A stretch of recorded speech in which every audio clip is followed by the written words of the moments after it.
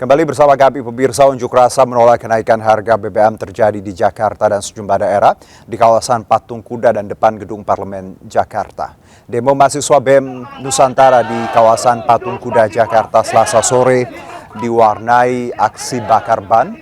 Para mahasiswa berorasi menolak kenaikan harga BBM. Selain tolak kenaikan BBM, massa juga tolak RKUHP.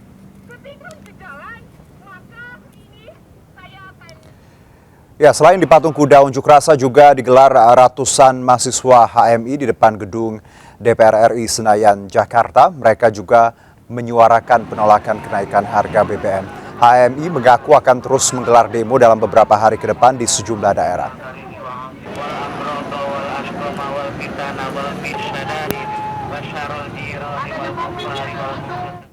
Ya, guna meredam gejolak kenaikan harga BBM, pemerintah memutuskan untuk menyalurkan bantuan langsung tunai kepada masyarakat.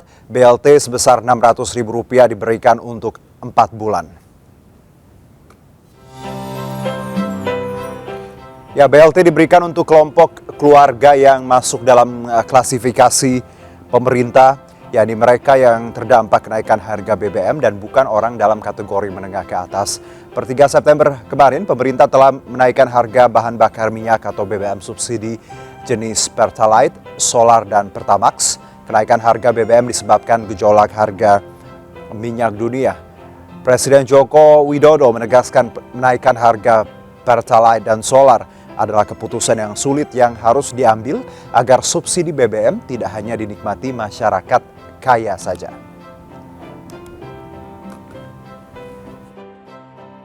Mestinya uang negara itu harus diprioritaskan untuk memberikan subsidi kepada masyarakat yang kurang mampu.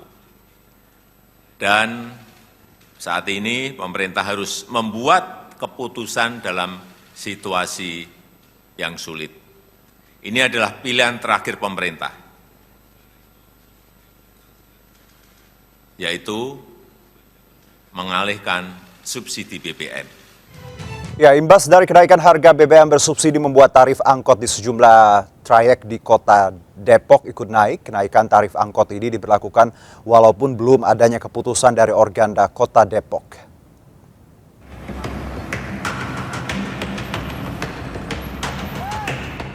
Kenaikan tarif angkot di Kota Depok, Jawa Barat sudah terjadi sejak pemerintah resmi menaikkan harga BBM bersubsidi pada 3 September lalu.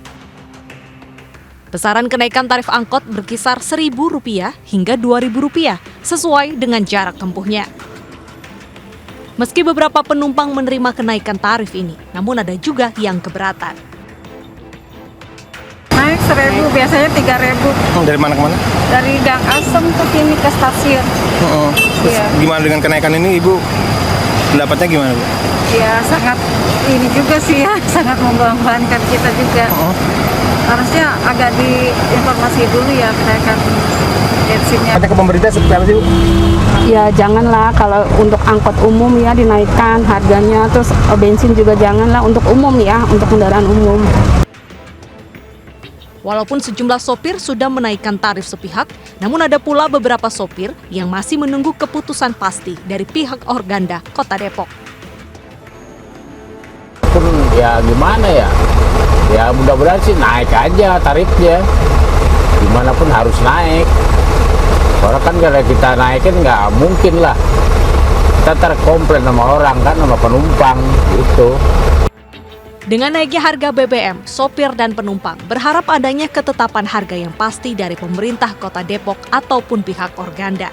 Hal ini guna mengantisipasi agar tidak terjadi selisih paham. Dari Depok, Jawa Barat, Iyung Rizky, iNews melaporkan. Ya, dan kurang dari sebulan sejak menyatakan siap mencegah kenaikan harga BBM subsidi dalam pidato kenegaraannya, Presiden Jokowi akhirnya terpaksa dan menyerah sepakat menaikkan harga BBM awal bulan ini. Keputusan ini diikuti dengan penyaluran bantalan sosial bagi masyarakat miskin guna meredam gejolak akibat kenaikan harga BBM. Kita akan bahas bersama Fitra Faisal Hastiadi, pakar ekonomi Universitas Indonesia. Assalamualaikum, selamat sore Mas Fitra. Waalaikumsalam. Mas Juno, selamat sore. Salam sehat. Kita tahu ini pemerintah akhirnya menyerah dengan alasan tadi membengkak APBN dan juga karena situasi geopolitik dan pasar global. Bagaimana Anda melihat keputusan ini secara general terlebih dahulu? Ini keputusan yang memang harus kita ambil ya, karena seperti Mas Jono tadi sampaikan, iklim geopolitik adalah iklim yang tidak bisa kita kontrol. Apa yang bisa kita kontrol? Yang bisa kita kontrol adalah data.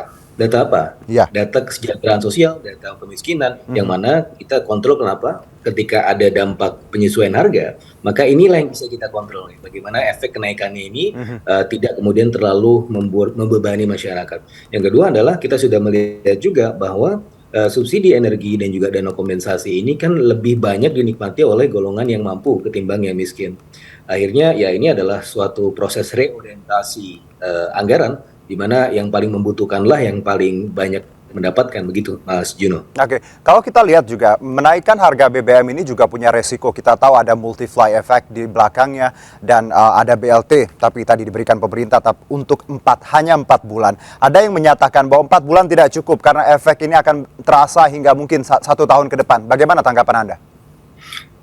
Ya, saya rasa 24 triliun yang kemarin sudah dianggarkan pemerintah dan bahkan sudah dikeluarkan ini bukan berhenti di situ saja, karena kan kita ada potensi menghemat anggaran hingga ratusan triliun, sehingga potensi pengalihan anggaran itu masih terbuka, gitu ya. Dan dalam beberapa simulasi memang menunjukkan bahwa kenaikan 30% ini ya setidak-tidaknya kalau misalnya menurut perhitungan kami itu minimal keluar 36 triliun sampai 45 triliun untuk kemudian memberikan efek kompensasi yang memadai untuk kelompok masyarakat rentan dan juga kemudian menengah ke bawah. Nah, ini saya rasa adalah baru permulaan saja, karena biar bagaimanapun pemerintah sekarang kan sedang melakukan konsolidasi fiskal, ya, reorientasi anggaran dan seterusnya, begitu Mas. Baik, tapi kalau 4 bulan Mas, apakah cukup menurut Anda untuk meredam efek ini hanya dalam waktu 4 bulan? Simulasi kami menunjukkan bahwa ini tergantung ya, tentu sangat tergantung pada dinamika eksternal juga. Tetapi setidak-tidaknya di akhir tahun ini kita masih melihat bahwa 4 bulan sampai 6 bulan, idealnya 6 bulan ya disalurkan. Artinya anggaran 24 triliun bisa kemudian bertambah lagi menjadi tadi yang saya sampaikan 36 sampai 40 triliun. Ini saya rasa masih oke untuk tahun ini ya. Untuk tahun depan kita masih belum pasti kan. Ada iklim geopolitik yang juga kita tidak bisa kita duga. Tetapi kalau kita melihat tekanan eksternal sekarang, sudah ada proses demand destruction secara global.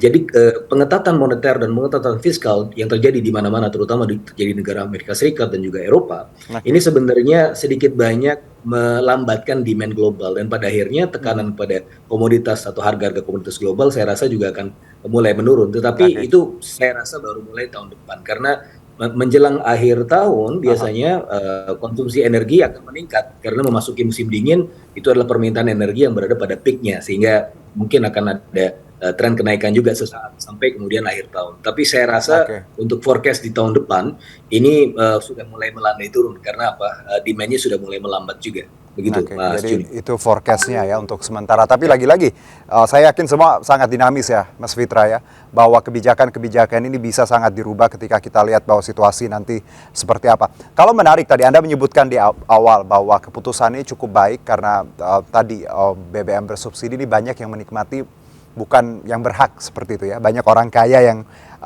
tadinya harusnya tidak menikmati harga BBM subsidi. Kalau dinaikkan, apakah sebenarnya possible ketika awal mungkin tidak perlu dinaikkan tapi pembatasan? Karena kita tahu ada hal seperti ini, dan juga kalau dinaikkan kan kita tahu Mas, BBM ini kan bukan hanya masyarakat menengah ke bawah. Ada UMKM juga menggunakan BBM ini. Apakah ada opsi pembatasan juga sebenarnya bisa diterapkan selain menaikkan dari pandangan Anda? Sangat bisa, tapi biar bagaimanapun tentu perlu ada juga pengkonsolidasian dari isi anggaran. Itu yang pertama. Yang kedua adalah kita bisa sebenarnya melakukan tadi subsidi atau reorientasi lebih kepada transportasi umum misalnya. Baik. Ya, jadi kalau kita lihat misalnya di kuartal kedua kemarin pertumbuhan ekonomi kita juga banyak ditopang oleh sektor transportasi, logistik dan pergudangan yang mereka satu sektor ini sendiri saja itu bisa tumbuh 20%. Dan oleh karenanya saya rasa selain mengkompensasi masyarakat menengah ke bawah yang 24 triliun tadi, kita juga kemudian bisa memberikan insentif industri kepada sektor-sektor yang memang terdampak paling signifikan, yang juga akan memberikan forward dan backward linkage atau yang yang tadi disampaikan oleh Mas Juno, dampak yang luas gitu ya ke sektor-sektor yang lain. Seperti misalnya ketika kita melihat kasus di Eropa, Jerman misalnya ya, itu banyak memberikan subsidi kepada transportasi umum. Nah, ini juga sebenarnya bisa kita lakukan. Caranya bagaimana? Nah, tadi kita juga sempat lihat di tayangan bahwa ada dispute ya antara driver angkot dan juga saya rasa juga ada driver online yang juga bingung ya. Ini harga akan segera dinaikkan atau tidak, atau tarif akan segera dinaikkan atau tidak. Yang ideal menurut saya adalah mereka tidak menaikkan tarif. Tapi kan pasti akan ada tekanan dari sisi ongkos, karena mereka harus beli pertalite. Caranya bagaimana? Caranya adalah pemerintah memberikan diskriminasi harga untuk kemudian angkot dalam hal ini yang plat kuning bisa dikelola oleh Organda, kemudian ada online dikelola oleh operator atau aplikator kendaraan online yang mereka sebenarnya terlebih di aplikator online meskipun mereka bukan plat kuning, tapi kan database-nya sudah sangat memadai. Sehingga ini bisa diberikan diskriminasi. Mereka tarifnya tidak dinaikkan, kemudian diberikan semacam subsidi tambahan sehingga mereka untuk kasus tadi transportasi umum, kendaraan online dan juga kendaraan UMKM, nanti kita akan sepertinya ini akan secara teknis bisa dilakukan. Itu bisa membeli pertalite atau BBM dengan harga sebelum disesuaikan yaitu 7.650. Nah, hitungan kami ini ada tambahan lagi sekitar 20 triliun. Jadi on top yang 24 triliun ini ada subsidi tambahan ke industri terutama transportasi umum 20 triliun lagi, dan saya rasa ini tidak atau belum terlalu membebani anggaran juga karena potensi anggaran yang dihemat akibat dari pengalihan subsidi energi tadi itu bisa sampai ratusan triliun, Mas Juno. Baik, menarik ini soal diskriminasi harga ini bisa jadi opsi ya untuk angkutan umum, transportasi umum, dan tadi kalau kita lihat ini juga bisa jadi celah untuk solusi bagaimana masyarakat yang memang sangat terdampak paling tidak bisa ada sedikit way out seperti itu ya Mas Fitra ya, kalau kita lihat mensiasati harganya. Nah, kalau kita lihat masalah BBM ini sebenarnya sangat klasik bahwa kita bicara impor, ketergantungan impor dan belum bisa produksi dalam negeri. Ya, seperti itulah kira-kira. Kedepannya, apa yang harus dilakukan pemerintah, Mas Fitra, terkait ini? Saya rasa ini kita memiliki spektrum kebijakan di jangka menengah panjang. Dalam arti ini kita bisa memanfaatkan momentum pengalihan energi.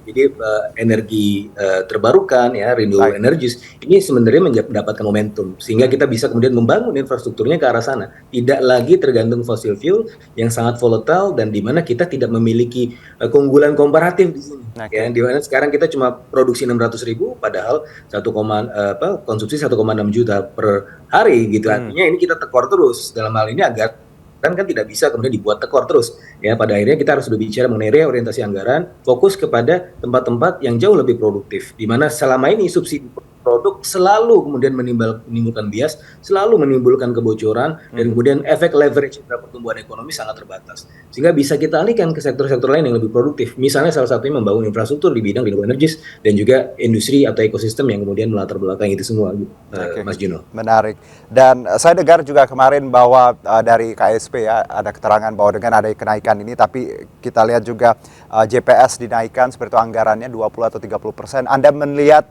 bagaimana bantalan-bantalan yang disiapkan pemerintah untuk tahun depan ini untuk antisipasi cukup baik kah?